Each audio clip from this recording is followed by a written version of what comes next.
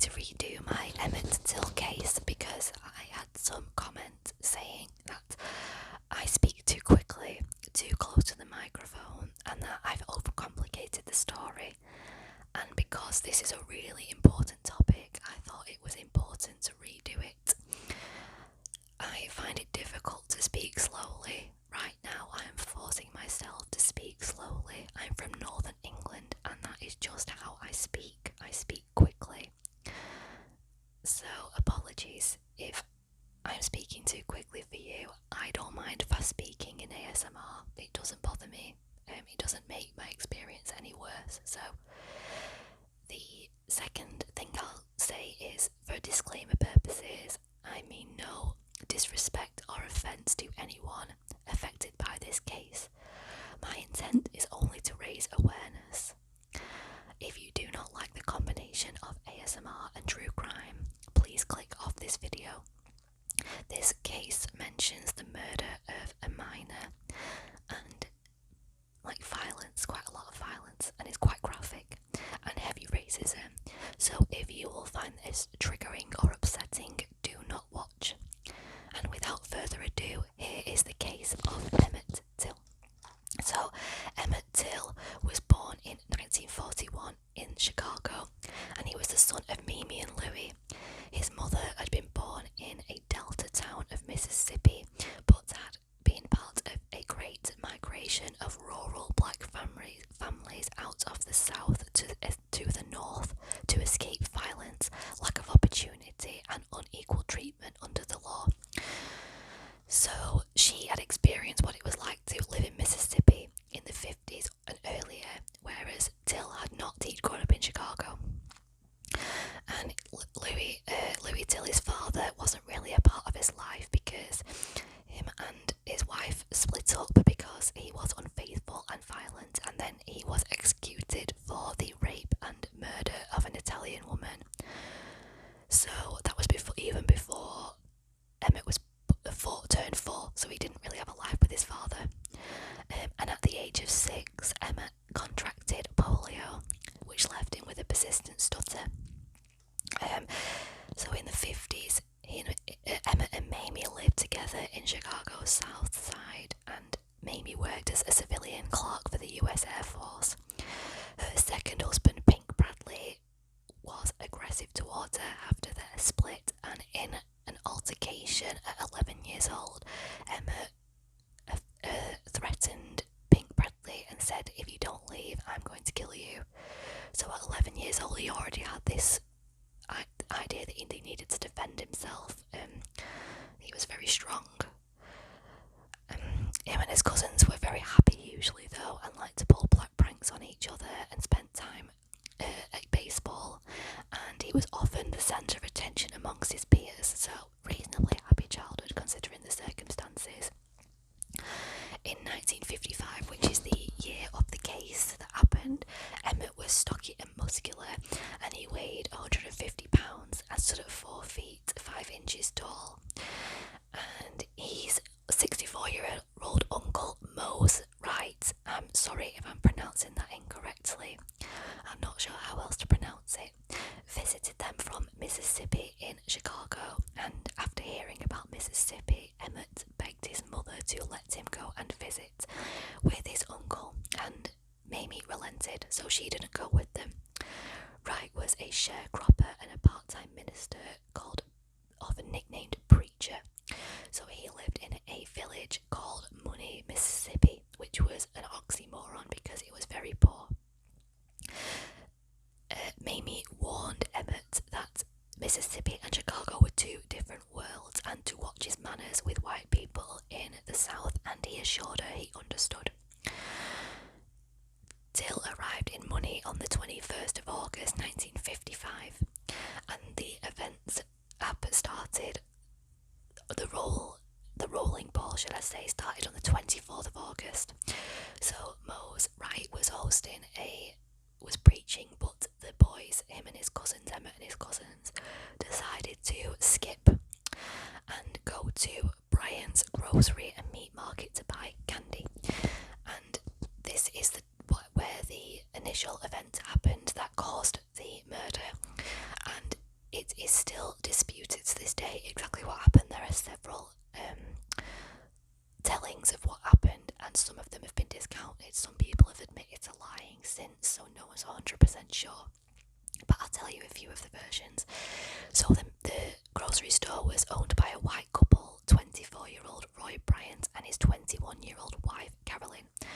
Carolyn was on her own in the store that day, though her sister-in-law was in the rear watching children, so she wasn't completely alone. So the initial one of the stories told by one of Emmett's cousins stated that Emmett had had a wallet with a picture of a white girl from his integrated class in Chicago and was bragging that this was his girlfriend.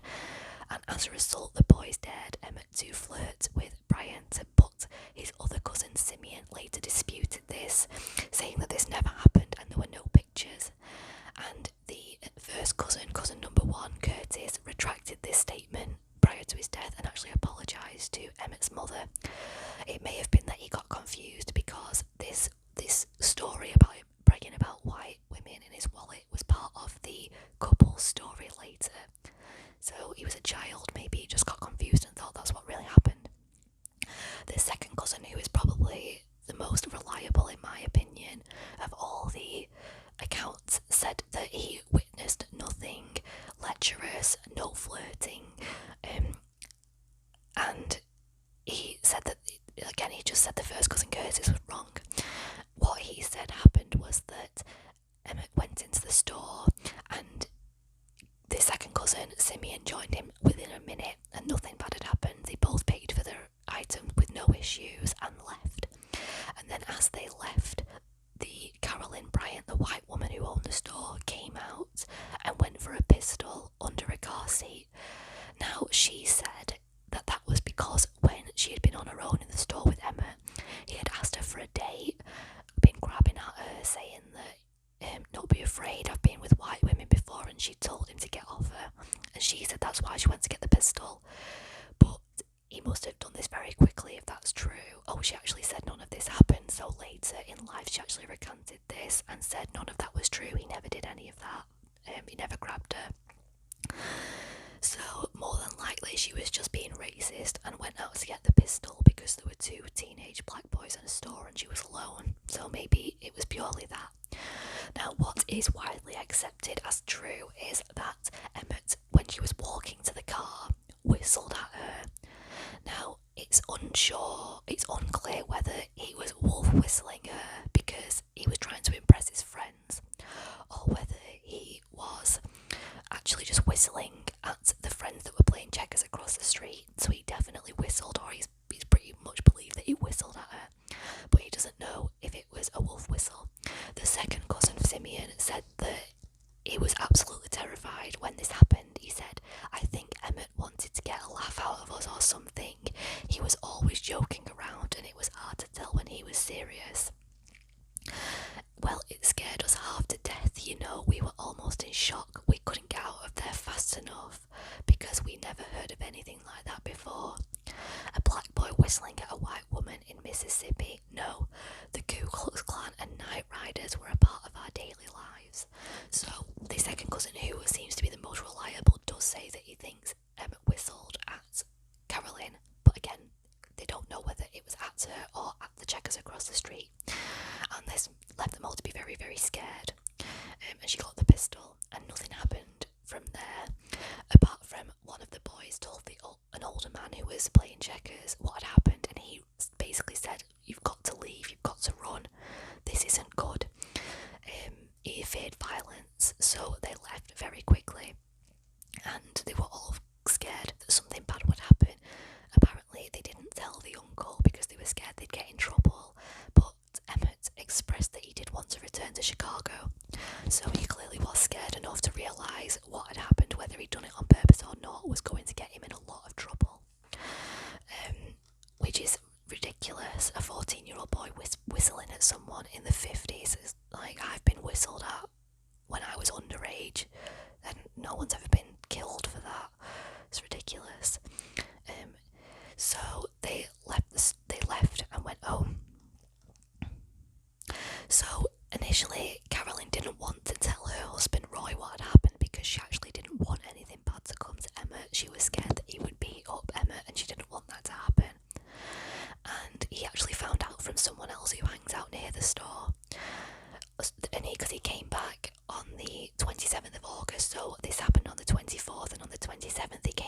his shrimp haul, and a friend of his told him what had happened with Caroline, and he became really angry. He was also angry at his wife for not telling him, which is ridiculous. So he aggressively questioned several young black men who entered the store and actually approached another black teenager, seized him, put him in the back of the pickup truck to be identified, but he was identified as not being Emmett and not being the person, so he was let go. Then somehow Brian learned that the boy in the incident was from Chicago and was staying with Mose Wright. So several witnesses overheard Brian and his 36-year-old half-brother John William Millen discussing taking Till from the house. So just to recap, by this point Brian has decided that he's going to take Till and he's going to take on his brother Millum, his half-brother, so they've got different last names. Millum and Brian are planning to take Till from the house. And then in the early hours of the 28th of August, so the early hours of the next day, so probably about 12 hours later, if that, between 2 and 3:30 a.m, Brian and his half-brother drove to Mose Wright's house. Millum was armed with a pistol and a flashlight and asked to see Emmett and the 3 boys from Chicago. So there was 8 people in the small 2-bed cabin, and they went in and got Emmett up. The great aunt, so Mose Wright's wife, tried to offer them money to leave, but they refused. They were just bloodthirsty, and they rushed Emmett to put on his clothes. Mose Wright tried to calm them down and say that Till was from up north and didn't know any better, and then Millum threatened him, asking how old he was, which Wright replied 64, and Millum said, if you tell anyone, you won't see 65. So threatened to kill him. So they took him out to the car. Mose Wright heard them ask someone in the car if this was the boy, and heard someone say yes, and said that this voice was lighter than a man's. So apparently Brian and Millum said Till admitted to being the boy involved in the incident, if you can even call it an incident. They tied Till up in the back of a green pickup truck and drove towards Money, so into the centre. And they went back to Till's groceries, recruited 2 other men, and drove to a barn in Drew, so a nearby town. They pistol whipped Emmett on the way, which reportedly knocked him unconscious. Willie Reed, who was 18 years old at the time, saw the truck passing by. So he saw 2 white men in the front and 2 black males in the back. So it's speculated that the 2 black men in the back were recruited by Millum and Brian to help out when they stopped at Brian's groceries. Willie Reed, the 18-year-old boy, said that while walking home, he heard beating and crying coming from the barn. He told a neighbour, and they both walked back up the road to a water well near the barn. So later they were approached by Millum, the half-brother, asking if they'd heard anything, and they said no, obviously, because they didn't want to get involved, though they had heard the yelling and other people had heard it as well. And later on, a neighbour spotted another man called Leroy Collins washing blood off the truck and noticed Till's boot. So Millum explained he had killed a deer and that the boot belonged to him, which isn't true. It was Till's blood and Till's boot. So by this point, several witnesses, including Willie Reed, have heard beating and cries from inside the barn, and later seen blood and Till's boot. So initially, Brian and Millum were intended to just beat Till and throw him off the embankment into the river to frighten him, but they said that their reason for killing Emmett was because he fought back, called them bastards, declared he was as good as they were, and said he had had sexual encounters with white women. So I very much doubt this is true. A 14-year-old boy, going through that, is going to be absolutely terrified for his life. But maybe he did, and if he did, he's got every right to say those things, and it is absolutely no excuse to kill someone. they stole a large fan and used that. We're going to use that to weigh Till's body down. So they drove him to along the river and tried to find a place to dispose of him. They shot him by the river. So by this point, I don't know if he was unconscious, but he wasn't dead. They shot him by the river and then weighted his body down with a fan. Back at the house where Emmett had been taken from, Mose Wright initially stayed on his porch for 20 minutes but did not go back to bed, and later drove around till 8 a.m. looking for Emmett. He didn't want to call the police because he feared for his life, so the first cousin Curtis called the LaFleur County Sheriff and his own mother in Chicago. She then phoned Emmett's mother, Mamie. So Mose Wright and his wife drove to Sumner, which is where the trial ended up taking place, and they contacted the sheriff too. So Brian and Millem were questioned by LaFleur County Sheriff George Smith, and they admitted that they had taken Emmett from his great-uncle's yard, but claimed they had released him the same night in front of Bryant's store. And Bryant and Millem were then arrested for kidnapping. So initially, people thought that Emmett was missing, not murdered, and people went out looking for him. I know that some people disguised themselves as cotton pickers and went and asked about things locally. I don't know why they had to use a disguise. Maybe people would be too scared to tell authorities. So 3 days after his abduction and murder, Emmett Till's swollen and disfigured body was found by 2 boys who were fishing in the Tallahatchie River, which must have been incredibly distressing for them as well.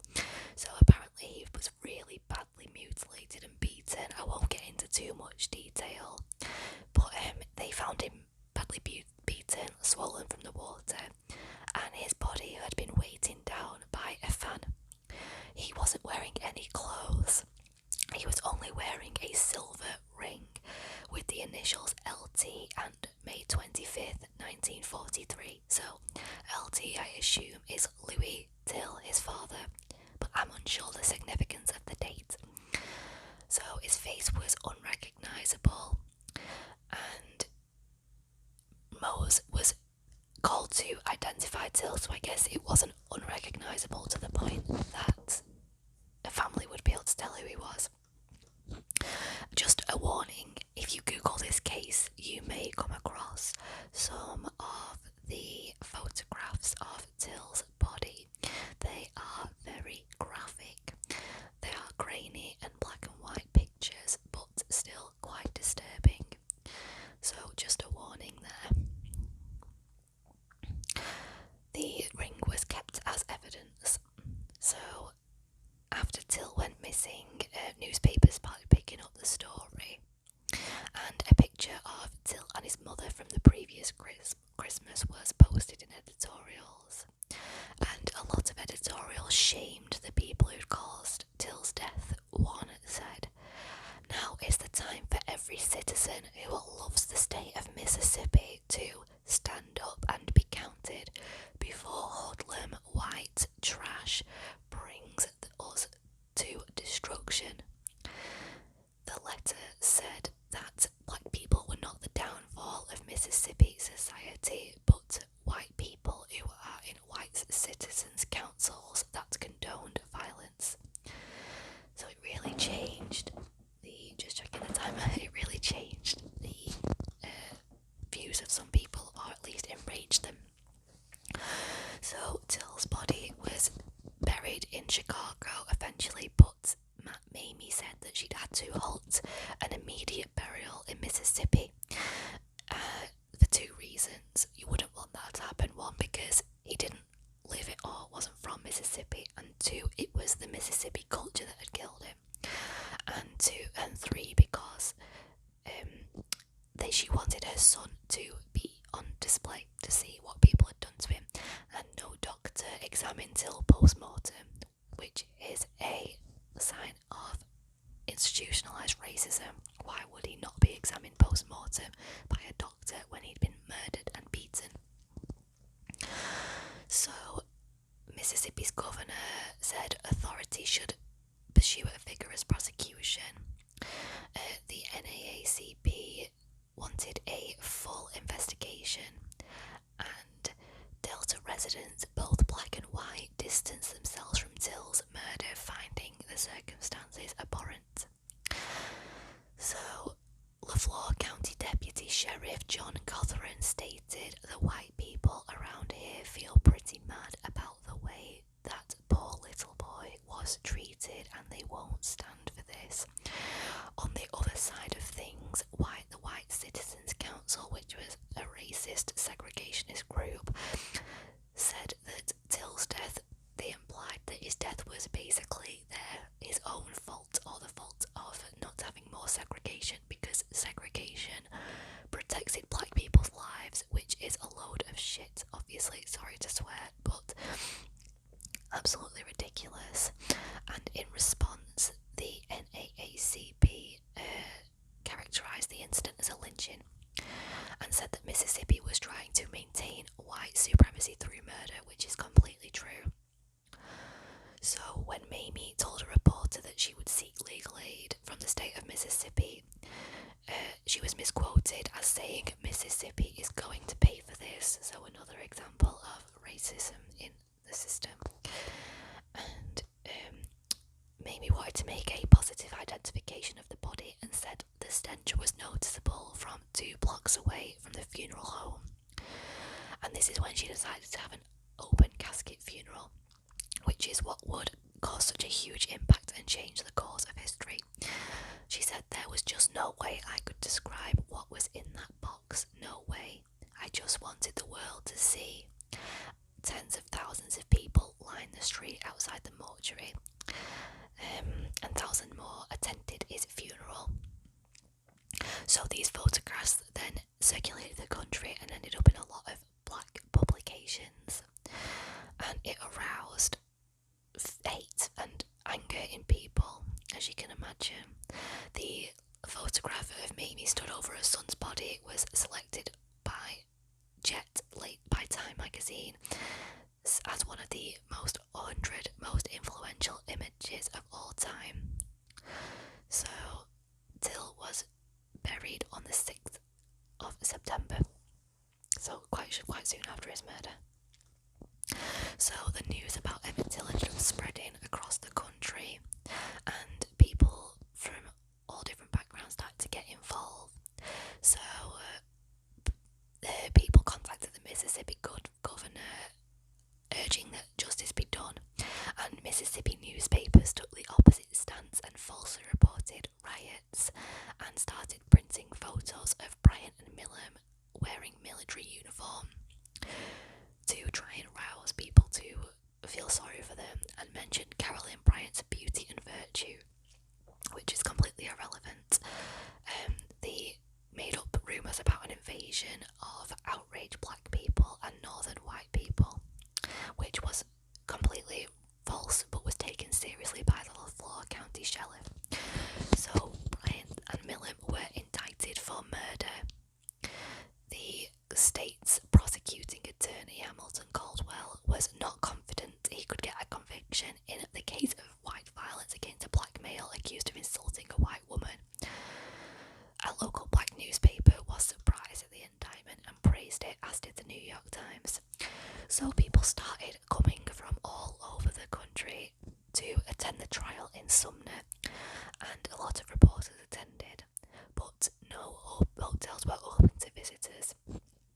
Mamie Till and a black congressman named Charles Dix had to stay with T.R.M. Howard at his Mound Bayou home, located on a large plot surrounded by Howard's armed guards, so they were safe on there. But they had to be kept safe, and that's a sad thing. And the trial was held in September and lasted for only 5 days. The room was filled to capacity. Black attendees were kept in segregated sections and even further away from the jury. Sheriff Strider welcomed black spectators coming back from lunch with a cheerful "hello N-words." This is how racist it was. And a lot of northern people were really shocked at how informal the process was, as jury members were allowed to drink beer on duty and white male spectators wore handguns, which is not how it's done or how it was done up north at the time. So the defence wanted to cast out that the identity of the body of the river was actually Emmett. They said because it was so decomposed, this is what a doctor said, that it couldn't possibly be Till because it was too decomposed, and it was too decomposed to be able to identify him. And someone even said that the body was white, which you can tell in the pictures it quite clearly isn't. And bodies can decompose very quickly, especially when kept in water.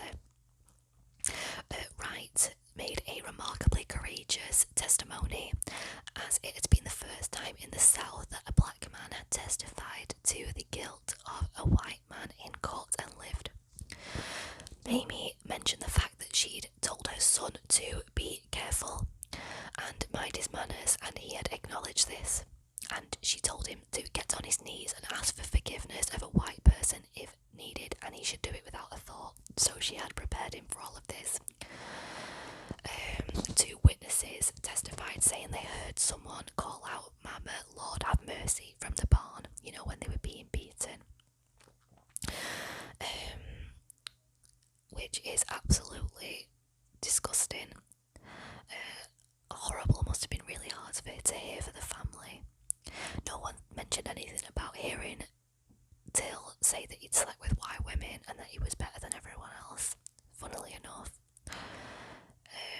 The prosecuting attorney said what Till did was wrong, so I think there he's talking about either the fact that Carolyn's lies, grabbing her or whistling at her, that was wrong, but his action warranted a spanking and not a murder. Remember, this was a 14-year-old boy who, even if he'd done everything that everyone said, did not deserve to die. The defence stated that they thought the prosecution's theory of events that night was improbable, and that the jury's forefathers would turn over in their graves if they convicted Bryant and Millen. So that is really, I don't think he should have been allowed to say that. That is really appealing to emotions. Apologies about that loud noise. I'll just make sure that doesn't happen again. Yes, so on the 23rd of September, an all-white, all-male jury acquitted both defendants after a 67-minute deliberation, and one juror said, "If we hadn't stopped to drink pop, it wouldn't have taken that long." So afterwards, a lot of people were criticised for the outcome. So Mamie was criticised for not crying enough on the stand, which is mental. She was a very strong woman. She'd been through a lot and probably didn't cry that easily. And it's irrelevant as to whether they should have been charged. A lot of the jury came from the particularly racist areas of the county, so that was biased. And also the prosecution admitted they made a mistake dismissing people who knew Millen and Bryant prior to the trial, thinking that they would acquit them, finding out later they probably wouldn't have because no one liked them. So it would actually be better to have people who they knew on the jury, because they probably would have more likely known what they were like and done the right thing and committed and said they were guilty. So two jurors said as late as 2005 that they believed the defence's case, though many said they knew that Bryant and Millen were guilty, but simply did not believe that life imprisonment or the death penalty were a fit punishment for white people who had killed a black man, which is disgusting. So they weren't even charged for the kidnapping, even though they had admitted to doing this, and Willie Reed testified to seeing them, and screams and blows coming from the shed. So they weren't convicted for anything. They were totally free men, which was horrible. And T.R.M. Howard, who would own the compound that Mamie was staying on, paid for the three witnesses. So Willie Reed, who was the 18-year-old witness, who ended up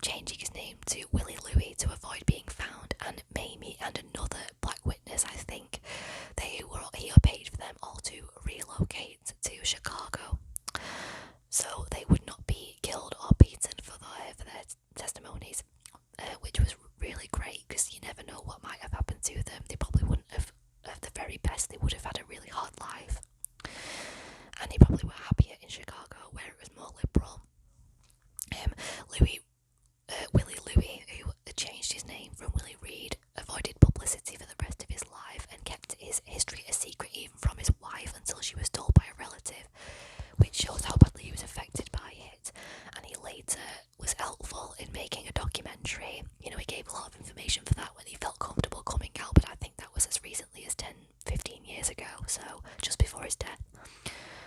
So the aftermath of the trial. So after Brian and Miller admitted to Huey in that interview I mentioned earlier that they had killed Till, the support base for the two men totally eroded, and former friends and supporters cut them off, even people who had funded their trial, the trial for them, because they realised how cold-hearted they were.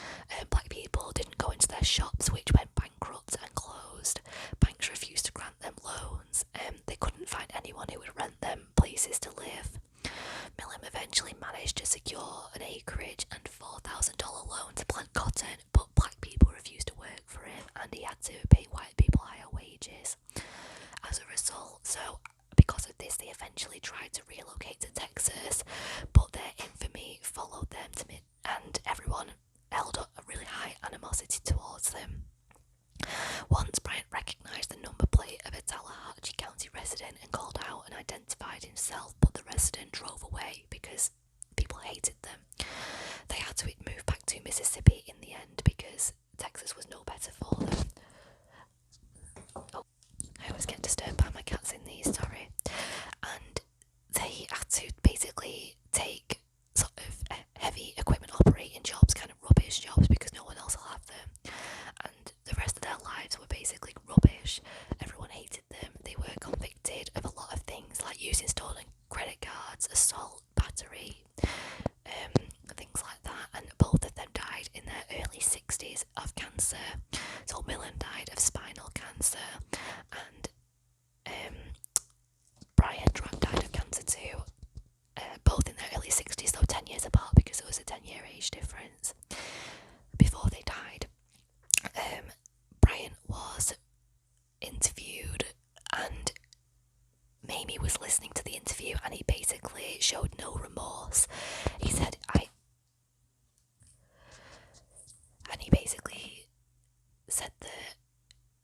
that Emmett Till had ruined his life, and if he hadn't gone out of line, this wouldn't have happened to him, which is disgusting. Mamie must have been really hard for Mamie to hear that. Emmett Till didn't ruin his life, he ruined his own life. He's an absolutely disgusting human being. He actually ended up opening a store at one point, but he wouldn't be photographed, and because obviously he'd gotten older, so people weren't recognising, but he wouldn't be photographed, and he wouldn't reveal the location of the store, explaining, quote, "This new generation is different, and I don't want to worry about some bullet on a dark night. So what goes around comes around." Well, it didn't, but that's written mad, isn't it? That he was worried about lying awake at night, someone coming to shoot him, and that's exactly what he did to Emmett Till. So what I've got to say about that is I hope the rest of their lives were awful, and I hope their deaths were painful. Horrible people.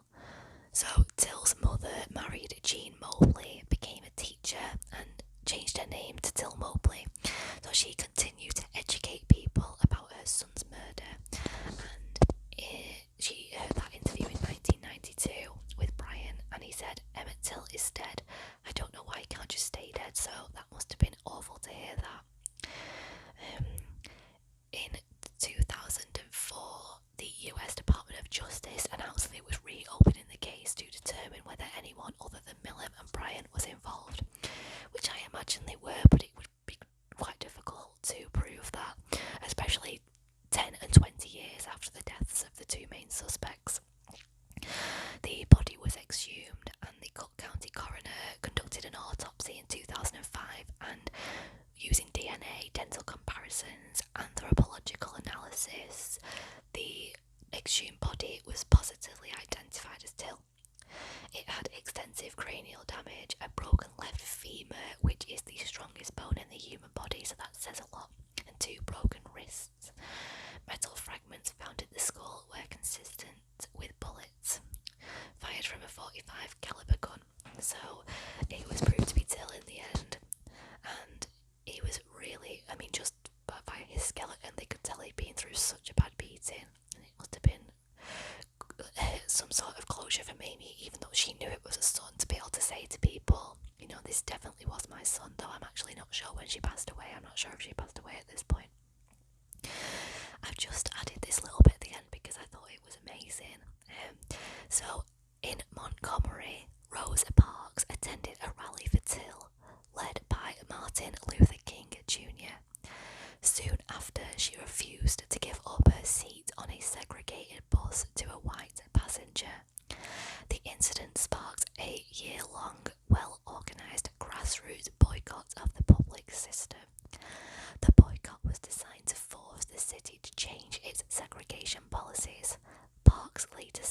she did not get up and move to the rear of the bus. Quote, I thought of Emmett Till and I just couldn't go back. And I just thought that was so